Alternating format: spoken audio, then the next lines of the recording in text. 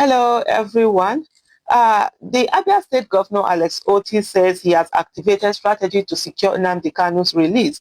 Justice James Omotosho, according to Sahara Reporters, delivered the judgment on Thursday, November 20, 2025, convicting Kanu on terrorism-related charges, a development that has triggered shock and sorrow across Abia State and the wider Southeast. The Abia State Governor, Alex Oti, has reacted to the life imprisonment handed down to the indigenous people of Biafra IPOB leader Mazi Nnamdi Kanu by the Federal High Court in Abuja, vowing to intensify a diplomatic strategy aimed at securing his release.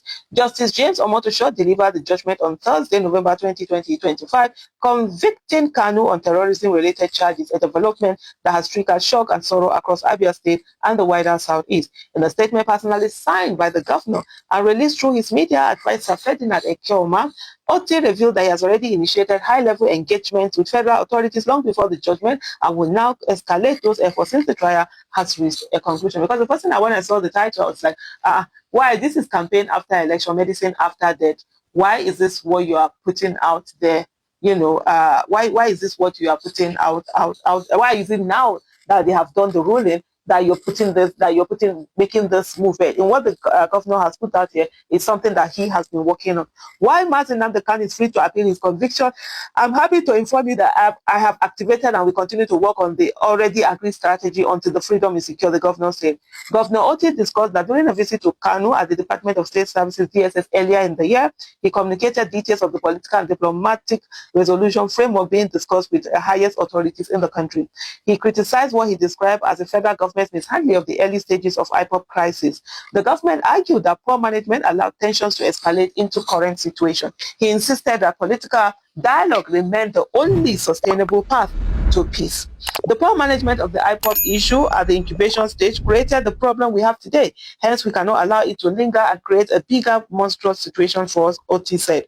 The governor cautioned politicians against exploiting Kanu's trial for political gain and urged residents of Abia and the entire Southeast to remain calm, avoid inflammatory remarks, and support the ongoing diplomatic efforts. Oti recalled his long-standing advocacy for dialogue, referencing the 2017 condemnation of the military invasion of Kanu's family home during Operation Python Dance, which he described at the time as an excessive use of force.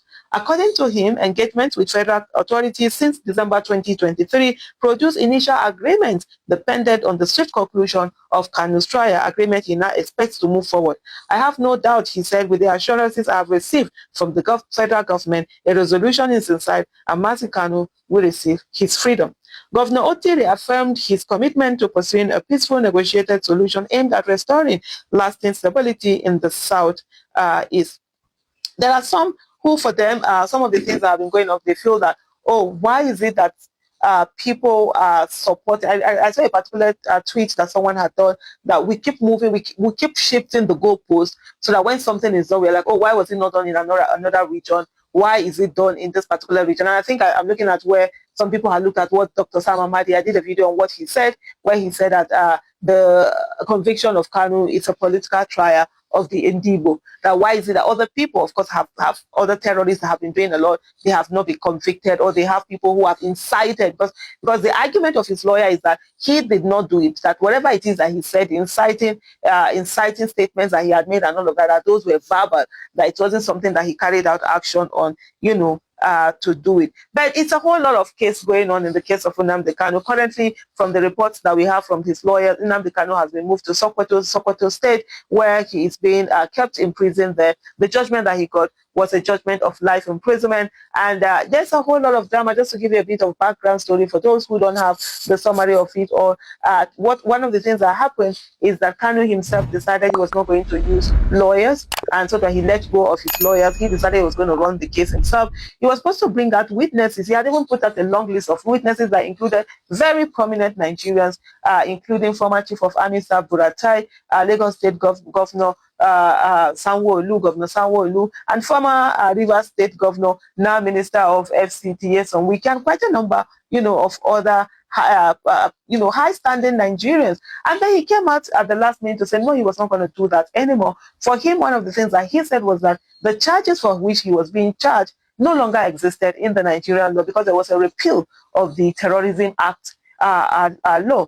And what he had asked for was that the case should be thrown away. And of course, Nnamdi Kanu then decided to go to the Court of Appeal to say that, hey, the High Court, the Federal High Court did not have the jurisdiction to try him, because for you to try someone, that particular thing that you're trying someone on has to be an offense, that is put there. And then if a law is repealed, if an act is repealed, whatever it is that used to be an offense can no longer be an offense because it had been, repealed. Why that was happening, Justice Omotosho gave him the last chance for him to bring forward his witnesses and sort of like oppose the prosecution. And when that didn't happen on the Monday, then on Thursday, he went ahead to give judgment. While the judgment was going on, Nnamdi Kanu sort of like, how do I put it now, sort of was saying no to that particular judgment, saying that no, the judge should not go ahead protesting. Yeah, that's what I'm looking for. Protesting against the judgment being done, because he said,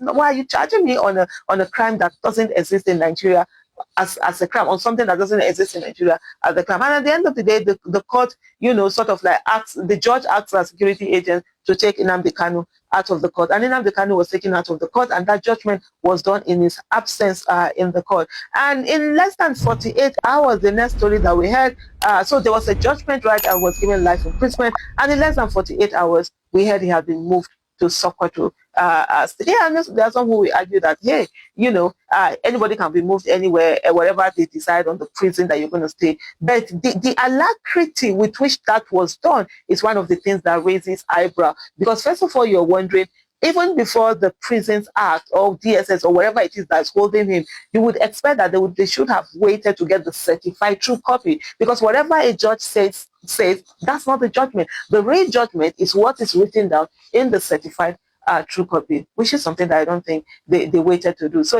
it also begs with the question of what really is going on. Thank you so much for watching.